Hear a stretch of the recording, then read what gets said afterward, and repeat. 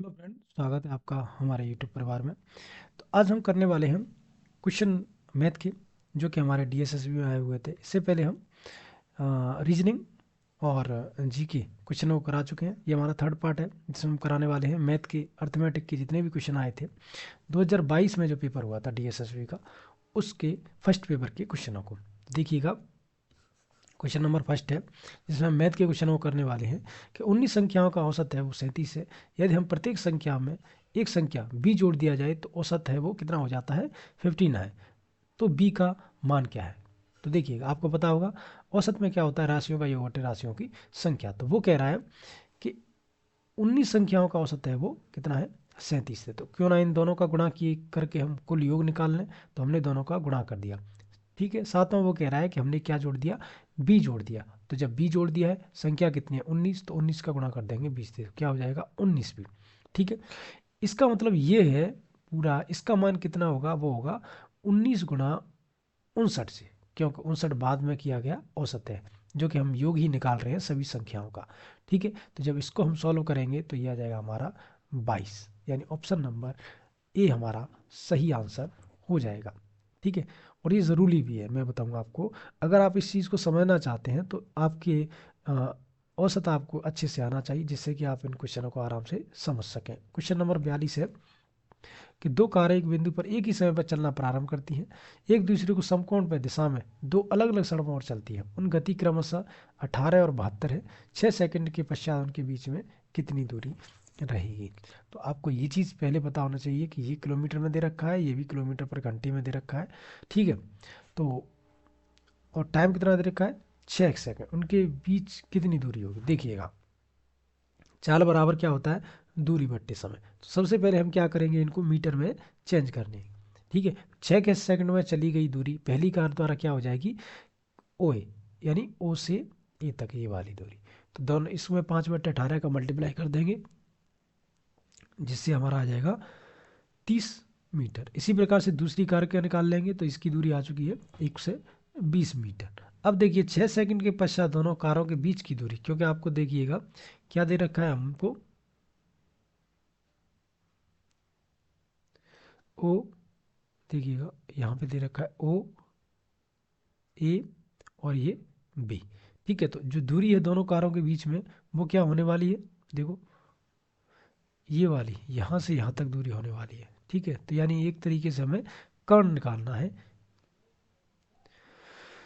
उसका सूत्र क्या है, देखिएगा ये सामने दे रखा है, A B O square O B square.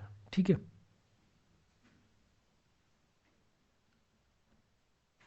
तो इससे हम इसको सॉल्व करेंगे। जब सॉल्व करेंगे तो हमको पता चल जाएगा कि इसके जो बीच की दूरी है वो कितनी निकलने वाली है, 30√17।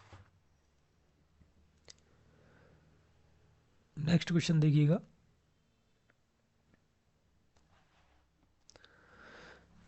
क्वेश्चन है हमारा कि यदि ए अनुपात बी अनुपात सी दे रखा है, ए अपॉन बी अनुपात बी अपॉन सी अनुपात सी अपॉन ए का मान क्या क्या होगा? तो सीधी बात है, इसमें कुछ इस प्रकार से रखना है अपन को। मान लेते हैं कि ए बराबर ये है, बी बराबर ये है, सी बराबर 6 है, एक्स है वो क्या है, सार्व अनुपात है। क्या है, सार्व अनुपात। आपको पता होगा सार्व अनुपात हम कुछ भी मान सकते हैं, एक्स वाई जेड। ठीक है, तो इसमें जो दे रखा है बस वही लिख दिया है, यहाँ पे कुछ नहीं किया। इस एक्स एक्स है वो आपस में सब कट गई। इससे ये कितनी बार, 3 बार कट जाएगा। इससे ये कितनी बार कट जाएगा, 2 बार कट जाएगा। और ये आपस में कट ही नहीं रहे, तो इन सब का क्या ले लेंगे, एलसीएम ले लेंगे। तो एलसीएम कितना आएगा, देखिएगा 6 आ जाएगा। और जब 6 आ जाएगा नीचे, तो क्या करेंगे, सीधा का सीधा सिर्फ भाग देना है। क्या करना है, भाग देना है इनका। भाग देने के बाद यहाँ पे 4, यहाँ पे 3, यहाँ पे 18 आ जाएगा। आपको पता है कि अनुपात में हमेशा ही एलसीएम को छोड़ दिया जाता है। तो इनका जो अनुपात बन जाएगा वो अनुपात बन जाएगा 4, 3 और 18। ये हो जाएगा 4, 3 और 18, ऑप्शन नंबर बी। ऐसे क्वेश्चनों को इसी तरीके से सॉल्व किया जाता है। ठीक है, अगला क्वेश्चन देखिएगा। क्वेश्चन नंबर 44 है। क्वेश्चन है कि 1 से 200 तक की संख्याओं में 9 से विभाज्य संख्या आपको देखनी है, कौन सी होंगी? तो देखिएगा, इसको आप इसके लिए आपको थोड़ा सा एपी की नॉलेज होनी चाहिए। ठीक है, एपी क्या होती है, एपी मतलब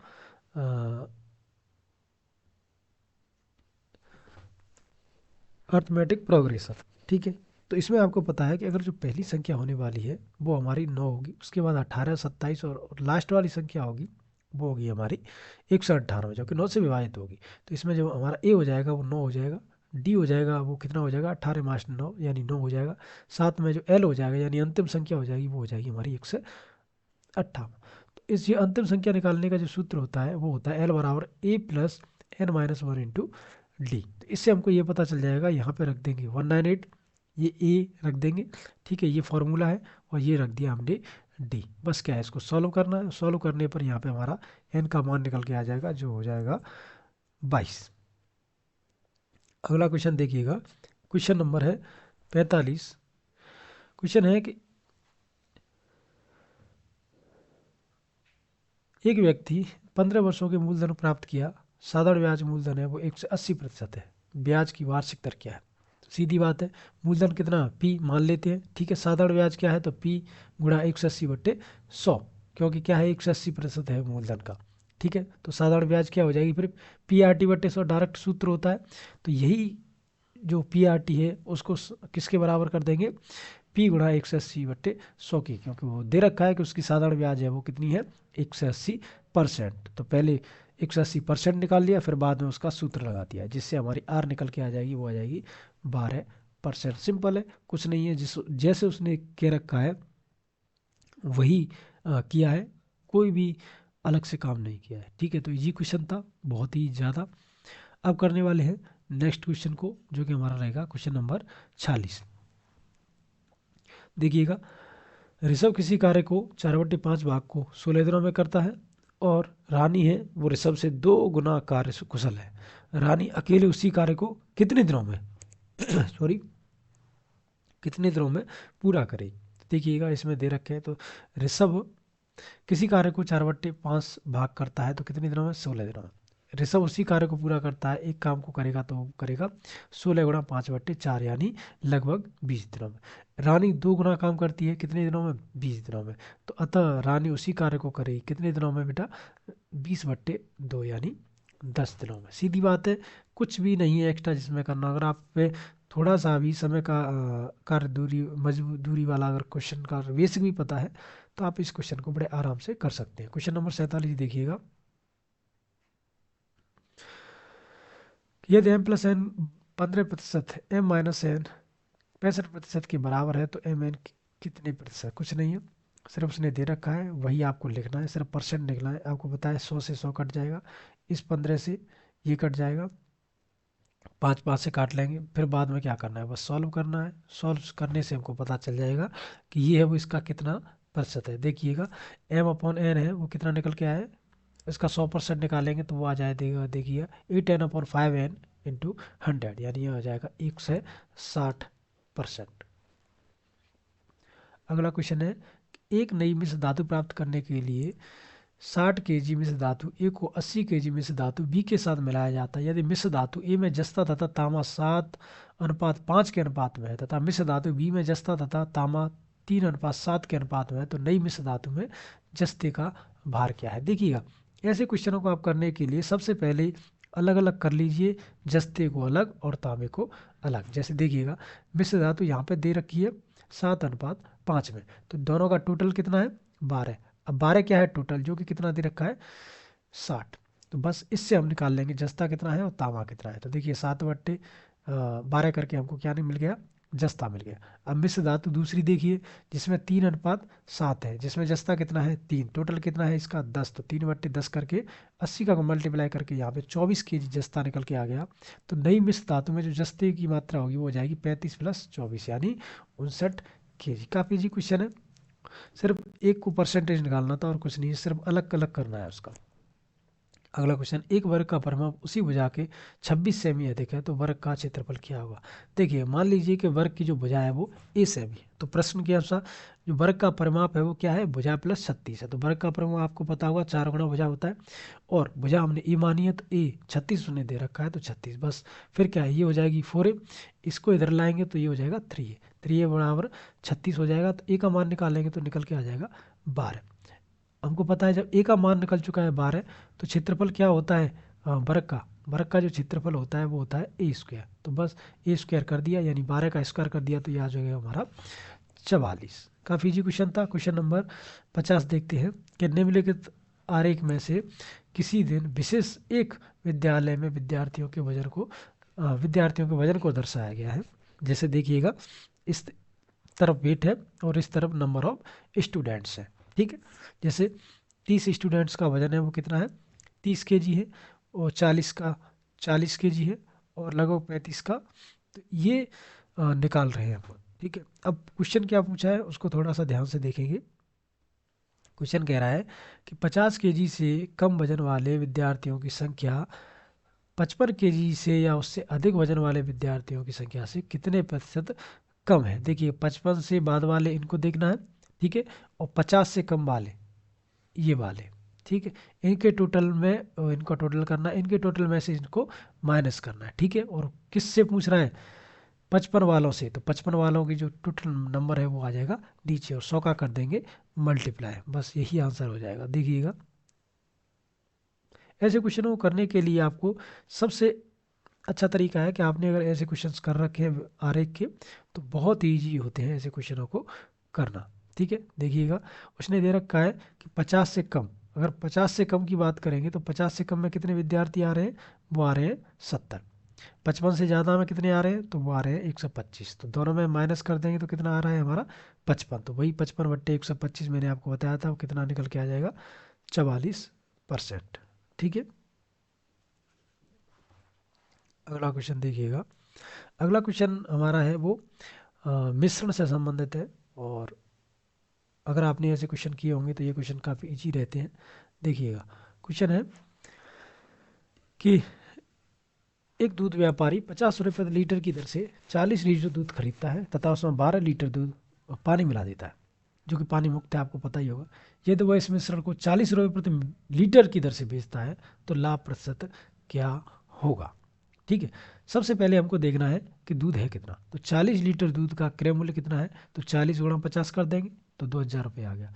अगर बात करें, अब वो कह रहा है कि 12 लीटर पानी मिलाने के बाद दूध की मात्रा, तो 12 लीटर आपने पानी मिला दिया, तो उसके बाद उसकी मात्रा कितनी होगी, 52 लीटर।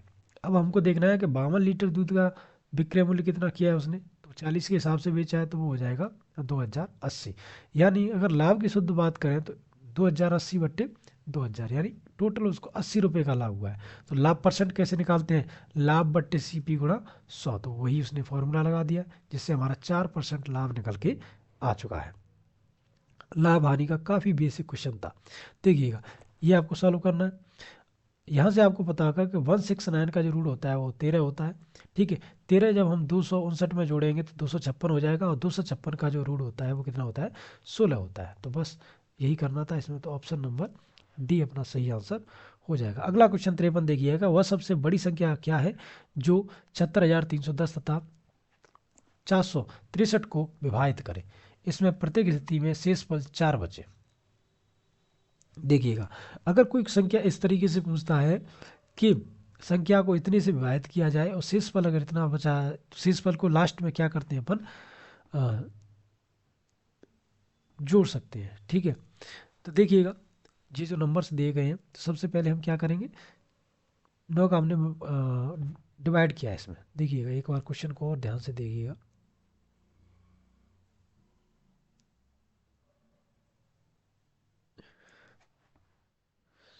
क्वेश्चन है, देखिएगा कि वह सबसे बड़ी संख्या क्या है जो 76,310 तथा 463 को विभाजित करे तथा प्रत्येक स्थिति में शेषफल कितना हो, 4 हो, ठीक है।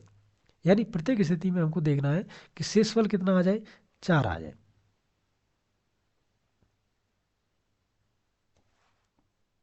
तो देखिएगा, सबसे पहले हम क्या करेंगे, 9 से विभाजित करेंगे 76 को, कितना आया, 4। फिर 9 से विभाजित करेंगे 310 को, कितना आया, 4। फिर 9 से विभाजित करेंगे 463 को, कितना आया, 4। तो यहाँ पे हम कह सकते हैं कि जो संख्या है वो 9 से बड़ी संख्या कौन सी है, 76,310, जो इतने से विभाजित करने पर प्रत्येक स्थिति में कितना शेषफल आता है, 4 आता है, ठीक है। ऑप्शन से होगा ये क्वेश्चन, ठीक है, इस चीज़ को आप ध्यान रखना। नेक्स्ट क्वेश्चन देखिएगा, क्वेश्चन नंबर है 54 54 है कि कई पुरुषों का एक होटल में दिए गए प्रत्येक उनके उतने ही खर्चे हैं जितने कि उसमें पुरुष हैं। यदि खर्च किया गया धन 17,424 रुपये है तो पुरुषों की संख्या क्या है। तो माना पुरुषों की संख्या x है, तो जितने पुरुष हैं उतना ही धन खर्च किया जाता है, तो खर्च किया गया धन भी x है। तो क्या करेंगे, अगर मान लो जितना खर्च किया जाता है वो क्या हो जाएगा, x गुणा x, क्योंकि x व्यक्ति है, x रुपये खर्च हो रहे हैं, तो टोटल खर्च क्या हो जाएगा, x गुणा x। तो ये x² हो गया, वही ये रूल हो गया।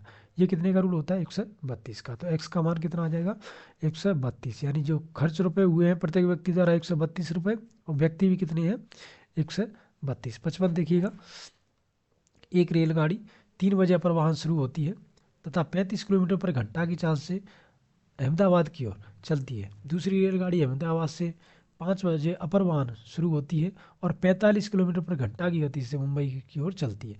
यदि मुंबई तथा अहमदाबाद के बीच में दूरी है वो 390 किलोमीटर है, तो दोनों रेलगाड़ियों में कितने बजे मिलेंगी, यानी मिलने की बात हो रही है कि एक्चुअल में वो मिलेंगी कब। तो देखिएगा, समय के अंतर की बात की जाए तो 5-3 यानी 2 घंटे का अंतर है। और अगर ए और बी के बीच में दूरी की बात करें तो देखिएगा, यहाँ से यहाँ तक चलने में और यहाँ से यहाँ तक चलने में, और सी पॉइंट को मान लिया जाए तो वहाँ पे हम देखते हैं कि इसकी स्पीड है वो 35 किलोमीटर पर घंटा है और इसकी स्पीड है वो 45 किलोमीटर पर घंटा है। तो ये कितना चल जाएगी, 70 किलोमीटर 2 घंटे में, और ये कितना चल जाएगी, 320 किलोमीटर, जो कि उसने दे रखा है 390 टोटल। ठीक है, तो हमको पता है कि मुंबई से जाने वाली जो रेलगाड़ी है वो 2 घंटे में चलेगी। वो क्या करेगी, समय गुणा चाल, तो समय कितना है 2 और चाल कितनी है 35, तो वो चल जाएगी 70 किलोमीटर। ठीक है, अब देखिएगा, अगर ये 70 किलोमीटर चल गई है, जो कि हमने बता दिया है कि ये 70 किलोमीटर चल चुकी है, दूसरी है वो कितनी चल चुकी है, तो वो भी हमने निकाल लिया है कि दूसरी है वो कितनी चल चुकी है। ठीक है, अब हम दोनों को क्या करेंगे, माइनस कर देंगे, यानी 20 ही करेंगे, जो 390 माइनस 70 जो आ जाएगा 320। तो अगर चाल की बात करेंगे तो 45 प्लस 35 यानी ये हो जाएगा 80। तो समय क्या हो जाएगा, समय बराबर क्या होता है, दूरी बट्टे चार, जिसे 320/80 कर देंगे तो ये आ जाएगा 4 घंटे, यानी अर्थात वो 9 बजे क्या हो जाएगी। अगला क्वेश्चन देखिएगा, क्वेश्चन नंबर 56 है,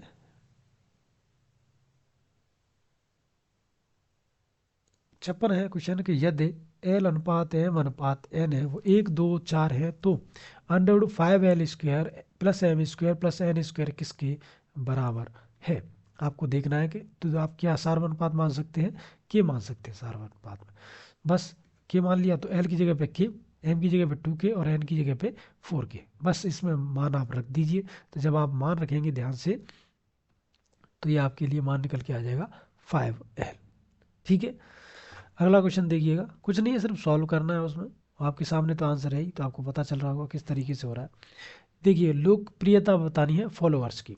ठीक है, तो फॉलोअर्स की लोकप्रियता बताने के लिए इस पाई चार्ट का यूज़ किया गया है, जिसमें अन्य को देखिएगा, स्ट्रॉबेरी वाले को, चॉकलेट वाले को, बटर स्कॉच वाले को। क्वेश्चन हमसे क्या पूछा जा रहा है कि 2015 में यदि चॉकलेट फ्लेवर की कुल बिक्री है वो कितनी है, 5 रुपये 1 थी, तो वनीला फ्लेवर की बिक्री क्या हो जाएगी। देखिएगा, कुछ नहीं करना है, जो उसने दे रखा है उसी को सॉल्व करना है। ठीक है, 5160 किसकी दे रखी है हमको, ये दे रखी है चॉकलेट फ्लेवर वाले की, यानी ये 25.8% का मान दे रखा है। तो हमको निकालना कितना है वेनिला वाले का, और वेनिला वाले का परसेंट दे रखा है 16.6। ठीक है, तो अगर ये बराबर ये है तो 1% का मान निकाल लेंगे, और 1% का मान निकालने के बाद उसमें 16.5% का गुणा कर देंगे, जिससे कि हमारा निकल के आ जाएगा 3300 रुपये, यानी वेनिला फ्लेवर की जो बिक्री है वो कितनी है, 3300 रुपये की हुई थी। अगला क्वेश्चन देखिएगा, क्वेश्चन नंबर 58 है कि एक ठोस बेलन को पिघलाकर ठोस घर बनाए गए। ठीक है, क्या बनाए गए, घर बनाए गए, और बेलन के आधार की त्रिज्या है वो 44 सेमी है तथा उसकी ऊंचाई है वो 14 सेमी है। यदि घन की भुजा 11 सेमी है तो घन कितने घन बनेंगे, आपको बताना है कि एक्चुअल में घन बनेंगे कितने। तो जो दे रखा है सिर्फ वही आपको देखना है और कुछ भी नहीं करना है इसमें। तो देखिएगा, बेलन की आधार त्रिज्या 44 सेमी, ऊंचाई 14 सेमी, घन की भुजा 11 सेमी, और घनों की संख्या है वो बेलन का आयतन बट्टे एक बेलन का आयतन। तो पाई आर स्क्वायर एच बटे ए क्यू। तो बस इसमें लगा दिया है, फॉर्मूले में मान रख दिया, तो ये हमारे 64 निकल के आ गए। ठीक है, ऑप्शन नंबर फर्स्ट। अगला क्वेश्चन है, यदि एक्स वाई से 40% अधिक अंक प्राप्त करता है तो वाई के अंक एक्स के अंक से कितने प्रतिशत कम है।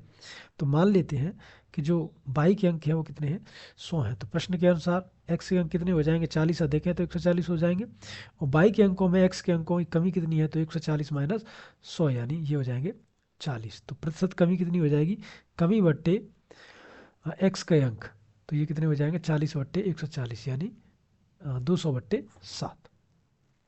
और जब 200 बट्टे 7 को आप सॉल्व करोगे तो ये निकल के आ जाएगा हमारा 28.57%। अगला क्वेश्चन देखिएगा कि नीचे दिए गए रेखा चित्र में 2009 से 2015 तक आटा उत्पादन कंपनी ए द्वारा गेहूं के आयत टनों में की दर्शाया गया है। देखिएगा यहाँ पे आयत टनों में दर्शाया गया है, यहाँ पे वर्ष दिए गए हैं कि किस टाइम पे कितने टन है जो आयात हुआ है।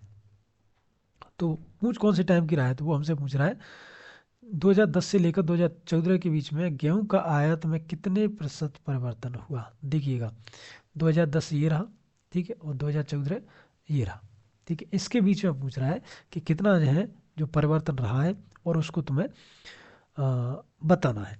ठीक है, तो 2010 को देख लीजिए और 2014 को, दोनों में ही मान दे रखे हैं, बस इन मानों का यूज़ करके ही हमको परिवर्तन ज्ञात करना है कि कितने प्रतिशत परिवर्तन रहा और कितने प्रतिशत नहीं रहा। तो देखिएगा 2010 में और 2014 के बीच में आयतन में प्रतिशत परिवर्तन क्या हुआ है, तो 2014 और 2010 वाले को जब आप घटाएंगे तो 25 आएगा, और 2014 में दे रखा है 150। ठीक है, तो इसका इसमें डिवाइड कर देंगे जिससे आ जाएगा 16.67%। ठीक है, तो इस प्रकार से हमारे 20 क्वेश्चन मैथ के थे जो हमने सॉल्व कर लिए हैं। ठीक है, अब हमारे इंग्लिश और हिंदी और बचती है, इसको और सॉल्व कर लेंगे जिससे कि हमारा पूरा पेपर सॉल्व हो जाएगा। तो अगर वीडियो अच्छा लगा हो तो वीडियो को लाइक कर देना, चैनल को सब्सक्राइब कर लेना और प्रीवियस क्वेश्चनों को देखने के लिए। तो मिलते हैं एक नेक्स्ट वीडियो में, तब तक के लिए जय हिंद, जय भारत।